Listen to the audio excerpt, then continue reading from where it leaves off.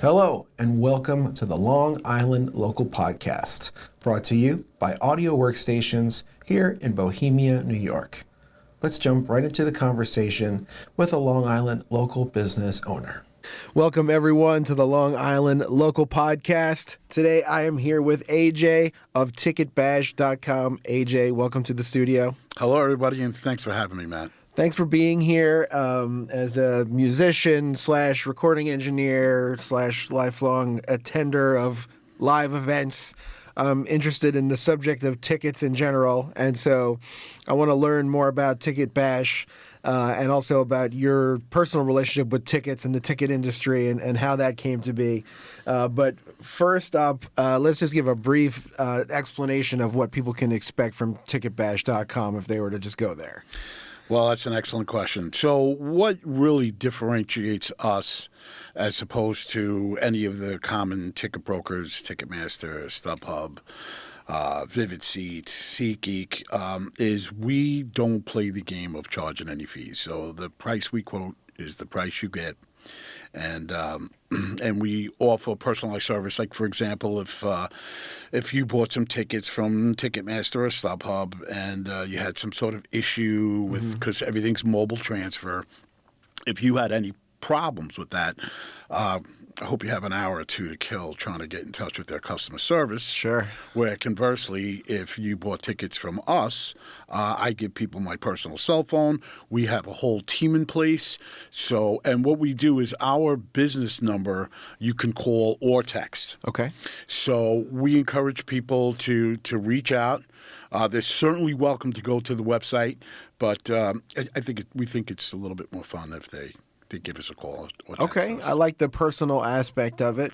So when you're saying about like no hidden fees, I'm sure if any audience members have experienced like looking at a price of a ticket on, let's say, Ticketmaster or something, and it's $1 amount, and then a bunch of mouse clicks later, it's magically gone up by sometimes a lot more than you would expect. Is that what you're referring to? The absence of on your website? Absolutely. It's an excellent point. So the thing, for example, I have somebody looking for Taylor Swift tickets. Sure. And that's a whole subject with whole tickets fiasco. Right now, yes. It was really a disaster, and Ticketmaster had a hard time digging themselves out from underneath it. Mm-hmm. But so I had somebody call me up. I quoted her.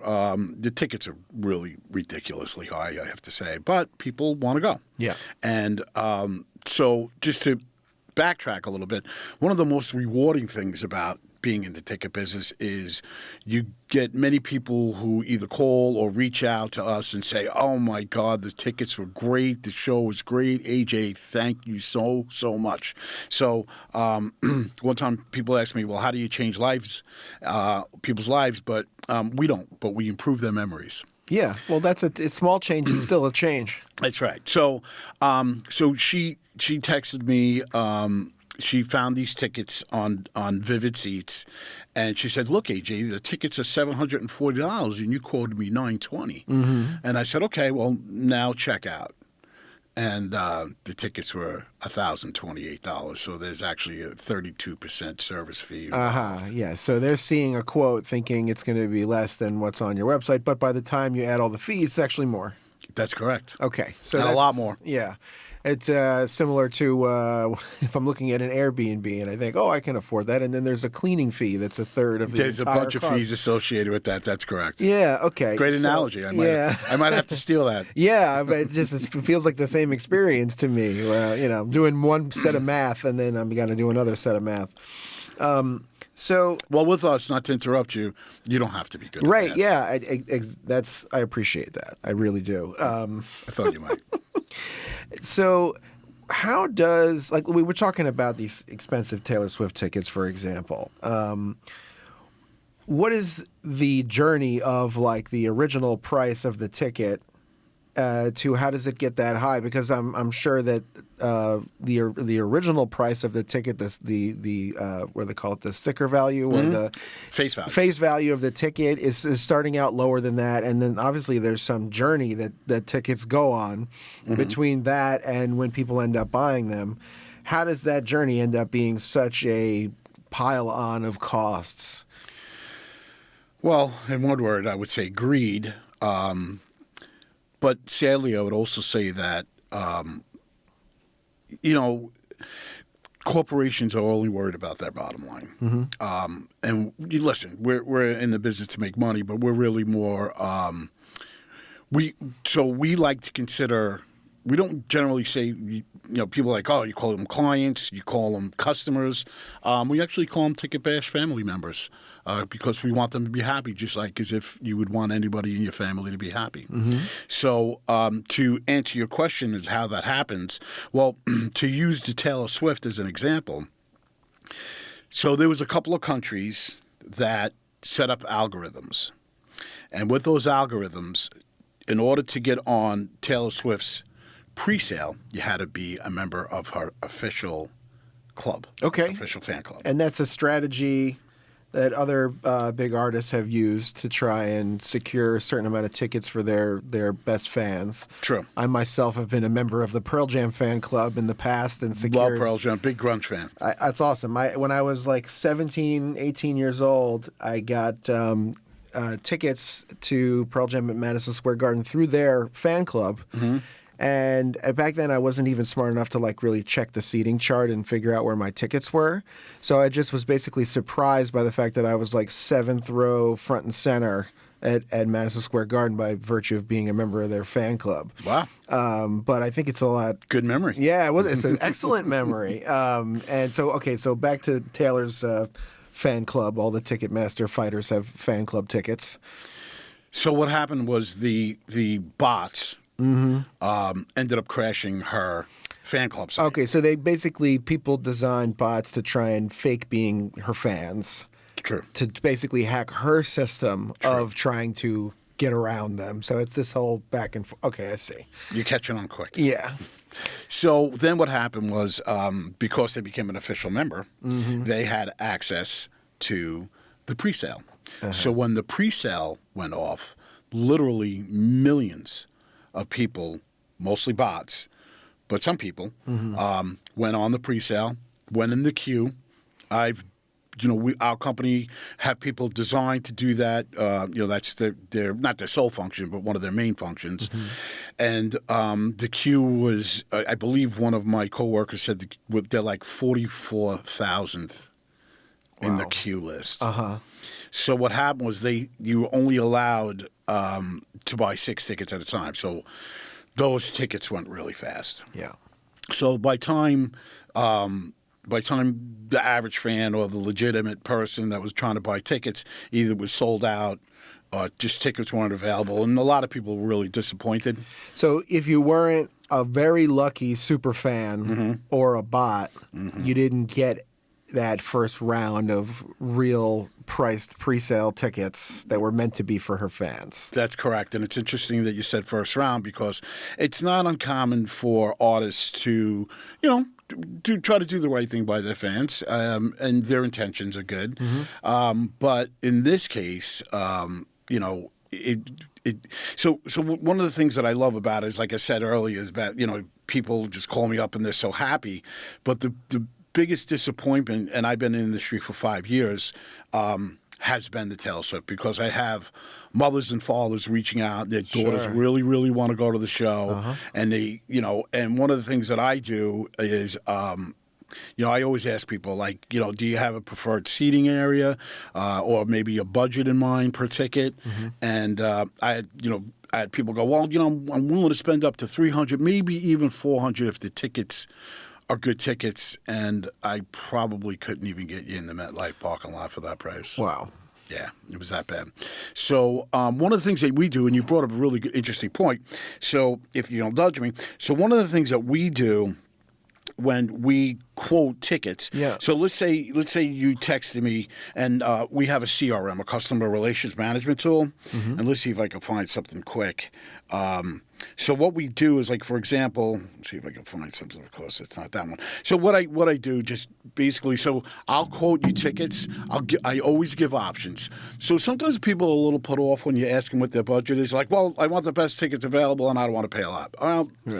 Help me help you. Yeah. So just because you gave me a budget of $200 doesn't mean I'm going to quote you $200. What I do is I'll quote you a little under it, decent ticket. I'll quote you around it, your budget, and then if I find something that's like a really good deal, maybe a little bit more than your budget, I'll quote those too. So inside the text portion is 3 options. It'll say 4 tickets, Pearl Jam, section, blah, blah, blah, row this price, and then, give either 2. Mostly I give 3. Sometimes I'll give 4. And then what I also do is I include a map, a seat chart map, that shows the sections that I quoted, so that, unlike you who are lucky enough to be on the floor, people have an idea. Because one of the things we realize is that people are like, well, where is that? Can you send me a chart map? So we're proactive. Yeah, and we send it automatically. Yeah, and then we, like I explain to people, they're like, well, do you care? No, you got to base it on your budget and what you want to spend, and it's up to you. Right. We're not trying to. It's not one size fits all, right? Fits all. So we're trying to give you options and let you decide. Because the last thing that we want to feel is like we pressured you into something. Sure. Yeah. And that's something, not to interrupt you, but that's something that really no one else gives. I mean, there are a couple of ticket brokers that don't charge fees. Their price is their price, but we also want people to be able to make an informed, enlightened decision so that they feel comfortable securing their tickets. Yeah. So you mentioned that it's like a family. So do you have a way of like remembering people's preferences and the types of shows that they like so that you can like proactively offer them stuff they didn't like know was happening necessary yet? solicit for? That's a great question, Matt.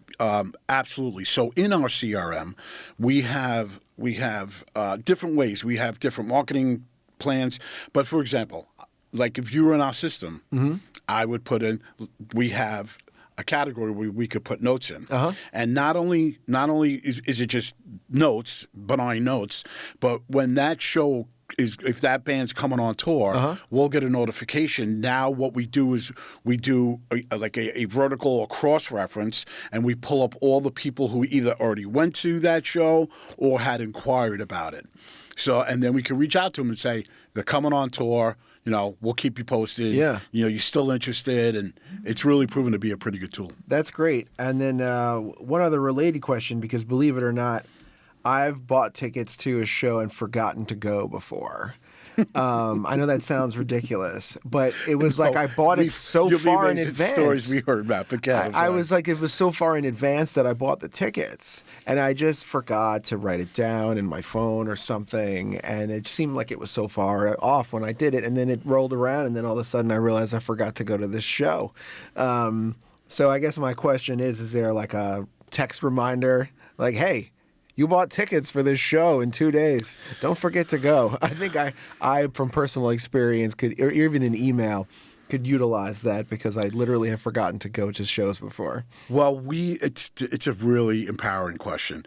So one of the things that we're trying to develop in our CRM is to notify people that the show's coming on. But there's that fine line of you notifying people and people see it as harassment. Yes, that's absolutely true. This is my favorite band in the world. Do you think that I would forget about it? Right. That kind of thing. Yeah. So, but it's something that we're working on. But again, it's a delicate thing. We don't want to, because we don't believe in being strong-handed. Yeah. We believe in giving people choices, giving them options. But yeah, that's something that we're trying to.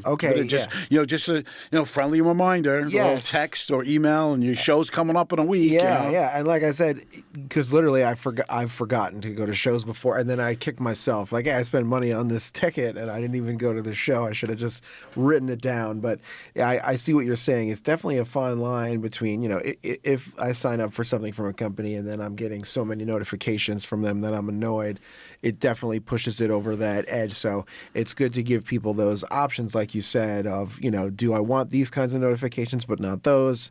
And then once they can choose, then they're good. Yeah, so it's kind of like when you're buying a product and people ask you if you want to be on their mail list, or it's we kind of want to set it up like that, so people have the option, because people get busy. I'm a parent of 3 sons. I mean, I also own another company.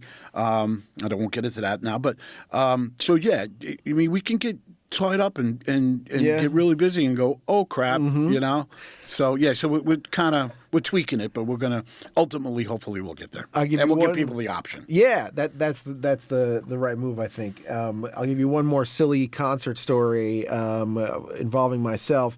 So there was the first one where I didn't know my seat was so awesome. That was a great one. And then there was another one where I forgot to go to the show. But then there was one where I drove 3 hours on the wrong night to go to a concert. I drove from Orlando to Tampa on the Saturday when the show was on a Sunday. And I arrived there with a friend. Quite embarrassed. So you guys are the first tailgaters? Yeah, we were, and it was like, why is there this? What, parking was really easy, and close. Why is there like nobody here? And then it was like, oh, okay, it's tomorrow. Well, there's nothing wrong with being gung ho. Yeah, so one of the things that we love to do is we want people to feel like they have a friend. Hence the term we refer to our clients as family. Right. So things happen in life. So we've had people who've bought tickets to a show, and then they found out 10 days, a week before the show that something came up in their life, and now they can't go to the show. So one of the things that we do is we will put your tickets up. We have access to 3,000 sites where we could take your tickets back, because everything's mobile transfer now. There's very few hard tickets. Some theaters in Manhattan, in Broadway, still do hard tickets, but everything's pretty much mobile transfer. So we have you send the tickets back to us, and we put them up for sale. And then whatever we can get for them, we give them. We try to help you recoup your money, and whatever we get 10% because there's a lot of effort involved. Sure. But at least it gives you an opportunity to recoup some of your money.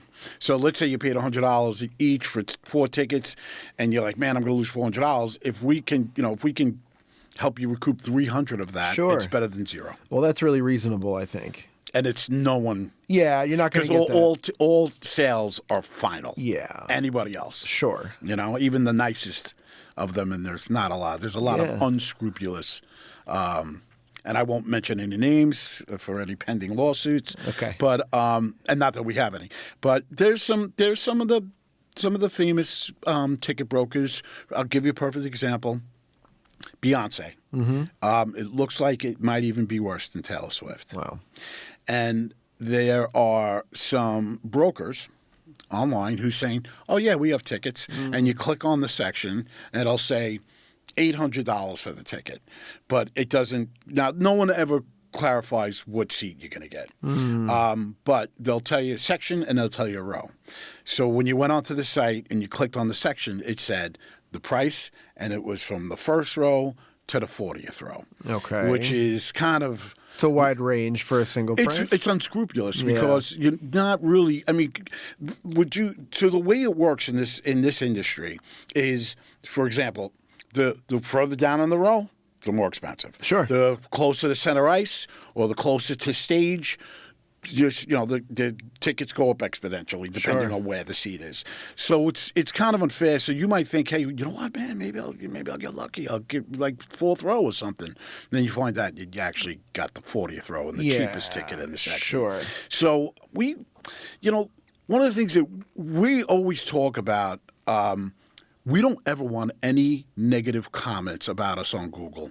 If you looked us up, I believe it's like 4.9. I mean, it's the theory there's no such thing as 100%. You're not going to make 100% happy. Sure. In fact, I had someone recently, before the holidays, we were doing gift cards. If you bought a $100 gift card, you paid $75. If you bought a $500, dollar gift card. You pay $3.50, so it was actually a really good Nice. deal. Yeah. Yeah. So, so evidently, some husband gave it to his wife, and his wife got upset because we quoted her tickets for a show, and then she looked online and she said, "I found these tickets for less."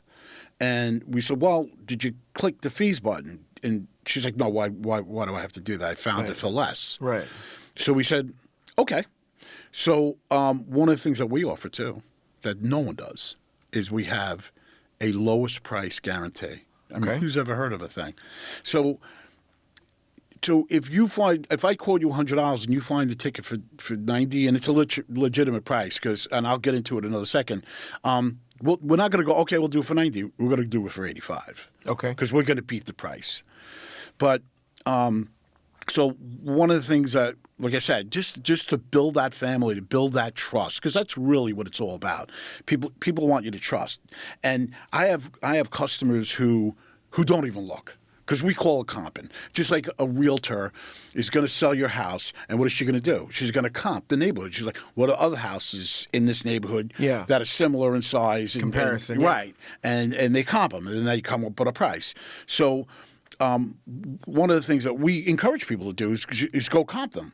So I have some customers that are pretty wealthy, and they don't comp. And I know they don't comp, but I don't care. It doesn't make a difference. It's like I treat them like that's the first time they ever bought tickets from me. I want them to be like, wow.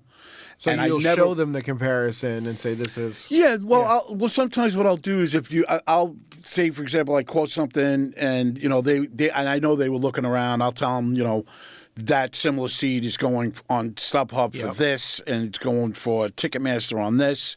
So, yeah. So we want to get to the point where people just know we're going to do the right thing. It's about unconditionally. Yeah, building the trust and treating people like family, like you said. That's excellent. Thank you. How long has Ticket Bash been around? So Ticket Bash is actually, the parent company is a company called Grand Concierge. We changed the name because no one knew what Grand Concierge meant. Okay. Or Concierge. Sure. So we changed it to Ticket Bash. So Grand Concierge has been in business about 15 or 16 years. Okay. Ticket Bash has probably been around maybe 4 or 5. Okay. But it was a catchy name. Yeah. Something that, so association, right? The association is Grand Concierge, what's that? Right. But Ticket Bash, tickets, right? Yeah, it's got that right in it. So one of the things, too, that I get a lot is people will say to me, hey, you know what, AJ, I'm going to L.A., and I'm a big Met fan, and I know the Mets just happen to be playing in L.A. that weekend. Is that something that you could do? Absolutely. We get anything, pretty much anything. Coast to coast, even internationally. Like I'm working with somebody on Wimbledon tickets. Oh, wow. I also recently sold somebody who lives in Croatia 4 tickets to Coldplay in Portugal. Huh. Yeah. He's okay. He showed me a picture of his house. It's pretty disgusting, in a good way. Yeah. We're pretty much global, and we're really striving to become completely global. That's awesome. But there are some things that complicate the matter, and one of them is, of course, the money exchange, the difference.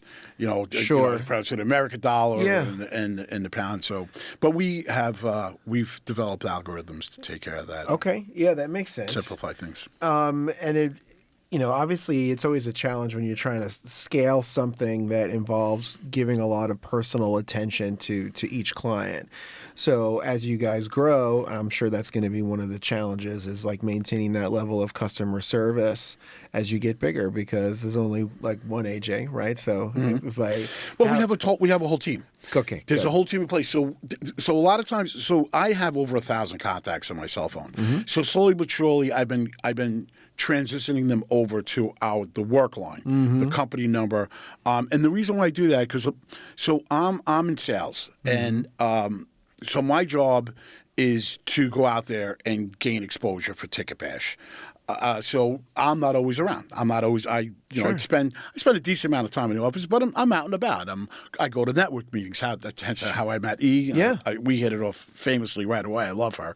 Excellent. Hopefully that's not on record. Right? So yeah, so I go. One of the marketing campaigns that I'm working on right now is to find corporations who go out there and want to get tickets for clients, Right. or an executive's coming to town. So not only do we provide tickets, but we can also provide a car service. We could set you up at a hotel.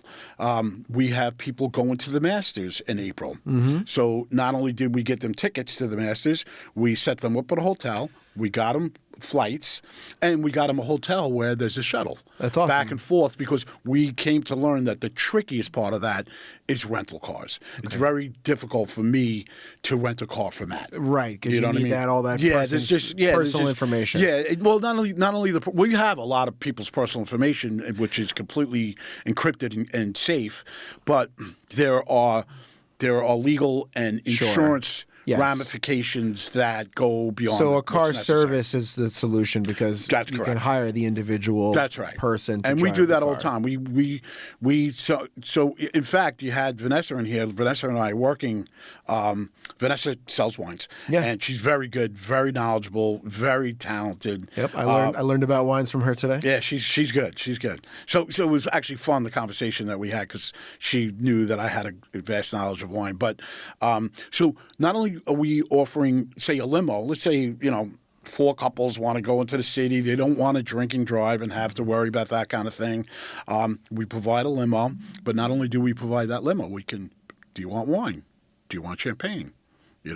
Do you maybe want a charcuterie board? You want some sort of finger food. Sure. So we want to keep the option. So it's like concierge a one-stop. part you were talking about. That's exactly right. Yeah. Look at you. You catch on quick. Yeah. So it's like kind of a one-stop shop. So that's great. They want to go out. They can make one phone call. We provide the limo. We'll set you up at the hotel. And there's even some restaurants in Manhattan that if you go in there and you show like a ticket bash, whatever, they'll give you a 10% on your whatever. That's great. Whatever your total comes to. That's great, cool. Having those relationships. Okay, so I see the vision. It goes not just tickets, with of course everything to do with tickets, but we can even go beyond tickets with Ticket Bash, kind of the overall entertainment experience from a personal perspective, but also for corporate stuff. That's correct. Awesome. All right. I think I got the summary, and we've talked for a good amount of time, so I'll stop us there.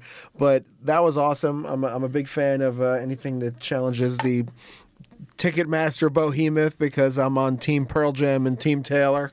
And it seems like you are too, so I appreciate that. Yeah, I'm a big grunge fan. Awesome. Been a long time. In fact, last Thursday night I went to the Paramount, and nice. not only was Wolfgang Van Halen, Eddie's son, that's awesome. the pre-band Mammoth, Yeah. which the Van Halen was Mammoth before they were Van Halen, but there was a band called Alter Bridge. Okay. And Alter Bridge is Creed with a different singer. Ah, okay. So it used to be Scott Stapp was the lead singer of Creed, right? And now it's Miles Kennedy, who's also the lead singer for Slash. Ah, okay. And like if you like grunge, you'll awesome. Love that music. They're really good. Shout out to the Paramount local venue. Love it. And of course, shout out to Ticket Bash. And AJ, thank you so much for talking with us and letting us learn about Ticket Bash. And everyone can check out Everyone can check out ticketbash.com. Correct. And thank you for speaking with us today. Thank you for having me, man. I appreciate your time. Absolutely. And we will say thank you to the audience for listening, and we can wave goodbye. Bye, everybody. Bye, everybody. Thank you. Hey, everybody. This is AJ at Ticket Bash. Who likes to pay fees and get fake prices on tickets? We don't like it either. So here at Ticket Bash, no fees. The price we quote you is the price you get the ticket at. And we also like to add that we offer personalized service, and we have a guaranteed lowest price. What does that mean? It means no matter if you find a price that's lower than we quoted, not only will we match it, but we'll beat it. Only at ticketbash.com. Give us a try.